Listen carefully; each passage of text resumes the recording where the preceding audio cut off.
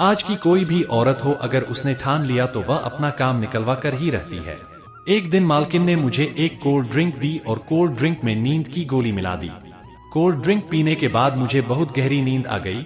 उसके बाद मुझे कुछ भी होश नहीं रहा, लेकिन मुझे यह पता है कि मालकिन ने मेरे साथ 3 घंटे तक मस्त वाला क्रिकेट का मैच खेला था, लेकिन यह काम मेरी मर्जी से नहीं हुआ था। हेलो दोस्तों, आज की इस कहानी में आप सभी का स्वागत है। इस कहानी को लास्ट तक पूरी जरूर सुने। मेरा नाम अनीश है और मेरी उम्र 25 साल है। मैं एक हैंडसम जवान और तंदुरुस्त लड़का हूँ।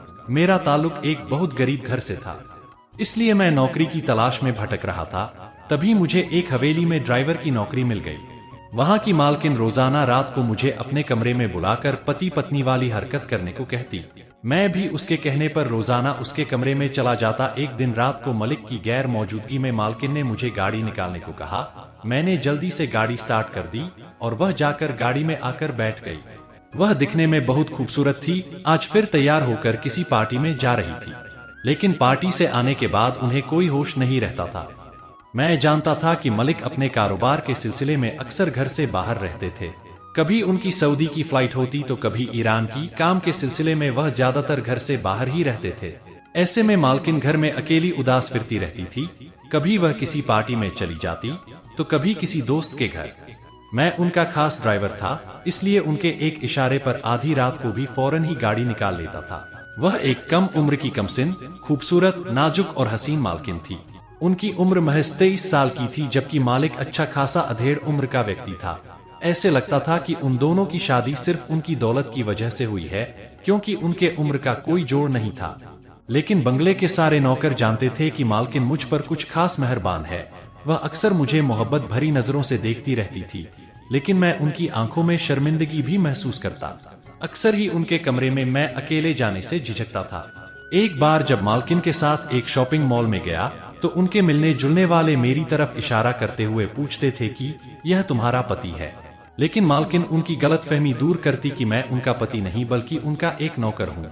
यूं ही उन्होंने जल्द ही मेरी तनख्वाह भी बढ़ा दिया।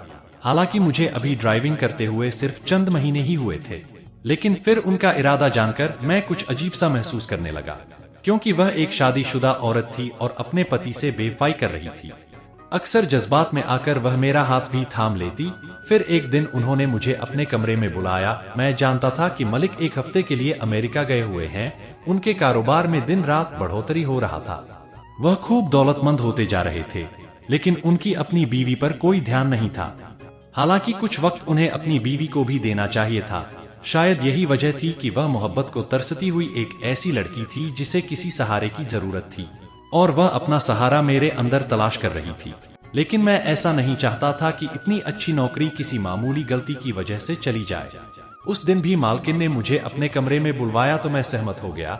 जैसे ही मैं अंदर गया तो वह मुझे कहने लगी, आज मेरे पैरों में बहुत दर्द है। तुम जानते हो कि मेरी नौकरानी एक बूढ़ी औरत है, उनसे मैं अपने पैर की मालिश करवाती हुई अच्छी भी नहीं लगूंगी।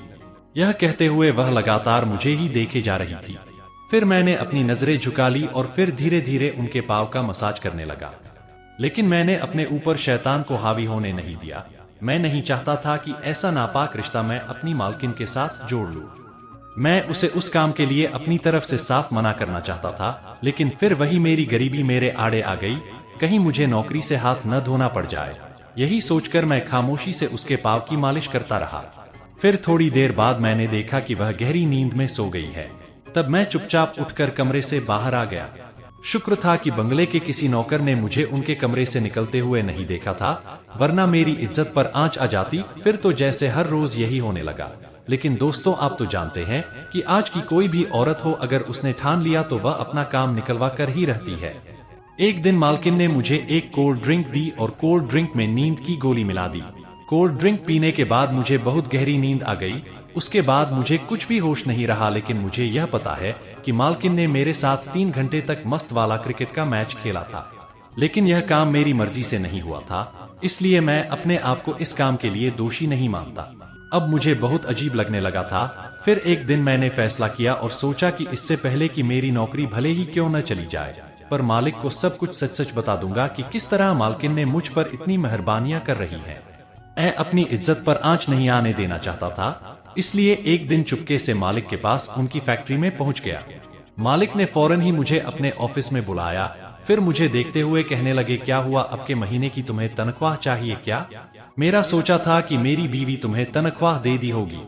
वह कुछ कहने से डर रहा था क्योंकि कभी भी उनसे मुलाकात करने उनके ऑफिस में नहीं आया था। नजर झुकाकर कहने लगा, मलिक मैं यहाँ तनख्वाह लेने नहीं बल्कि आपसे कुछ बात करने आया हूँ। उन्होंने टाइम देखा और कहा कि अभी टाइम नहीं है, बाद में बताना। उन्हें हर वक्त काम की जल्दी रहती थी। फिर मैं कहने लगा, मैं आपको एक बात बताना चाहता हूँ, उम्मीद है कि इस बात पर आप कभी भी मालकिन को कुछ नहीं कहेंगे। फिर मैंने सारी सच्चाई मलिक के सामने रख दी और उन्हें बताने लगा कि मालकिन को प्यार की जरूरत है। अक्सर वह घर से देर रात तक बाहर रहती हैं। उन्हें आपके सहारे और मोहब्बत की जरूरत है, इसलिए वह दूसरों के अंदर यह चीज तलाश करती है। अगर मेरी जगह कोई शैतान की फितरत वाला आदमी होता तो अब तक कई बार उनसे फायदा उठा चुका होता।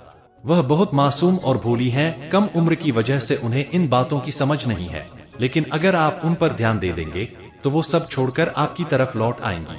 वरना ऐसी हालात में अगर कोई उसका हमदर्द आ जाए तो वह बहुत आगे तक निकल जाएंगी।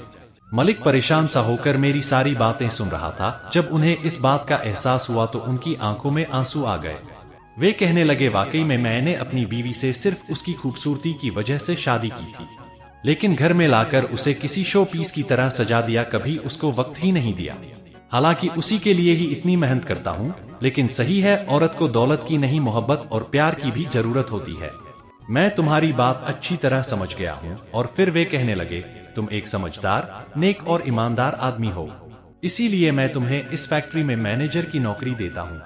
यह सुनकर मैं हैरान रह गया। मैं इतनी बड़ी पोस्ट पर काम करूंगा यह तो मैंने सोचा ही नहीं था, लेकिन शायद उन्होंने मेरी सच्चाई की वजह से मुझे यह नौकरी दी थी। मैंने उनका शुक्रिया अदा किया। फिर जब भी मालकिन अपने पति के साथ फैक्ट्री का चक्कर लगाने आती तो उनके चेहरे पर एक अलग ही खुशी होती, क्योंकि मालिक ने उन्हें वक्त देना शुरू कर दिया था। जल्द ही उन दोनों के बीच एक अच्छी अंडरस्टैंडिंग हो गई थी। मैं शुक्रिया अदा कर रहा था कि एक मामूली गलती की वजह से उनका रिश्ता खराब होने से बच गया, और शायद मैं भी एक बड़ा गुनाह करने से बच गया, क्योंकि मैंने अपने अंदर शैतान को हावी नहीं होने दिया था। तो दोस्तों, आपको कैसी लगी यह कहानी कमेंट करके जरूर बताएं। अगर अभी तक आपने मेरे चैनल को सब्सक्राइब नहीं किया है तो चैनल को सब्सक्राइब जरूर करें। फिर मिलेंगे ऐसी ही किसी नई कहानी के साथ। धन्यवाद।